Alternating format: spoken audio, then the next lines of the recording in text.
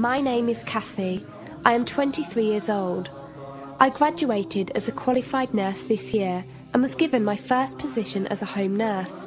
My patient was an English gentleman in his early 80s who suffered from Alzheimer's. In the first meeting, the patient was given his record, and from it I could see that he was a convert to the religion of Islam, therefore he was a Muslim. I knew from this that I would need to take into account some modes of treatment that may go against his faith, and therefore try to adapt my care to meet his needs. I bought in some halal meat to cook for him and ensured that there was no pork or alcohol in the premises, as I did some research which showed me that these were forbidden in Islam. My patient was in a very advanced stage of his condition, so many of my colleagues could not understand why I was going through so much effort for him. But I understood that a person who commits to a faith deserves that commitment to be respected, even if they are not in a position to understand. Anyway, after a few weeks with my patient, I began to notice some patterns of movement. At first, I thought it was some copied motions he'd seen someone doing, but I saw him repeat the movement at particular times, morning, afternoon, evening. The movements were to raise his hands, bow, and then put his head to the ground. I could not understand it. He was also repeating sentences in another language. I couldn't figure out what language it was as his speech was slurred, but I know the same verses were repeated daily. Also, there was something strange. He didn't allow me to feed him with my left hand. Somehow I knew this linked to his religion, but didn't know how.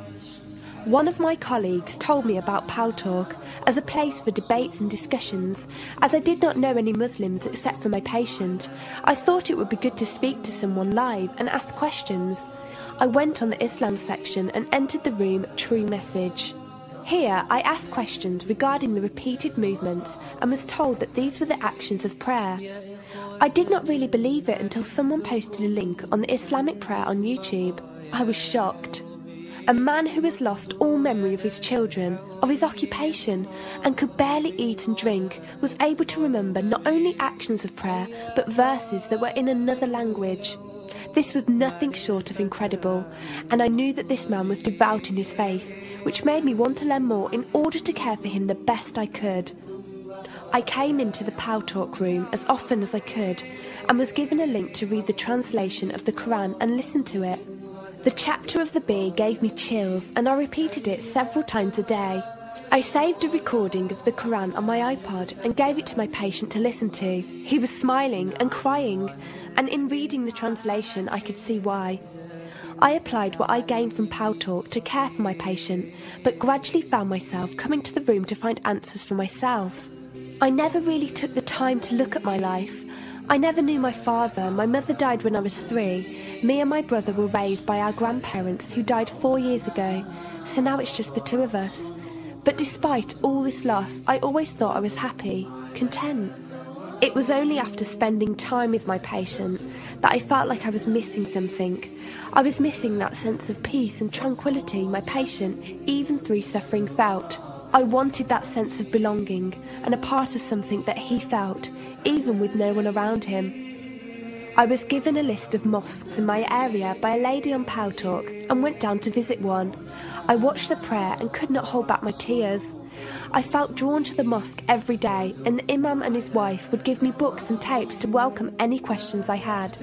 Every question I asked at the mosque and on Pal Talk was answered with such clarity and depth that could do nothing but accept them. I have never practiced a faith, but always believed that there was a God. I just did not know how to worship him. One evening I came onto Pal Talk, and one of the speakers on the mic addressed me. He asked me if I have any questions. I said no. He asked if I was happy with the answers I was given. I said yes. He then asked what was stopping me accepting Islam. I could not answer. I went to the mosque to watch the dawn prayer. The imam asked me the same question. I could not answer. I then went to tend to my patient. I was feeding him, and as I looked into his eyes, I just realised he was brought to me for a reason, and the only thing stopping me from accepting was fear. Not fear in the sense of something bad, but fear of accepting something good and thinking that I was not worthy like this man. That afternoon I went to the mosque and asked the imam if I could say my declaration of faith, the Shahada. There is no God except Allah. Muhammad is Allah's messenger. He helped me through it and guided me through what I needed to do next. I cannot explain the feeling I felt when I said it. It was like someone woke me up from sleep and sees everything more clearly. The feeling was overwhelming joy, clarity, and most of all, peace.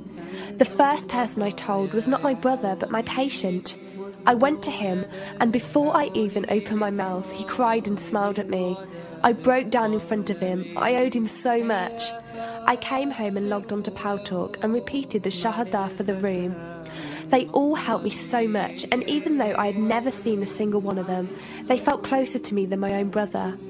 I did eventually call my brother to tell him, and although he wasn't happy, he supported me and said he would be there. I couldn't ask for any more. After my first week as a Muslim, my patient passed away in his sleep while I was caring for him. Inna lillahi wa inna ilaihi raji'un. He died a peaceful death, and I was the only person with him. He was like the father I never had, and he was my doorway to Islam. From the day of my Shahada to this very day, and for every day for as long as I live, I will pray that Allah shows mercy on him and grant him every good deed I perform in the tenfold. I loved him for the sake of Allah, and I pray each night to become an atom's weight of the Muslim he was. Islam is a religion with an open door. It is there for those who want to enter it. Verily, Allah is the most merciful, most kind.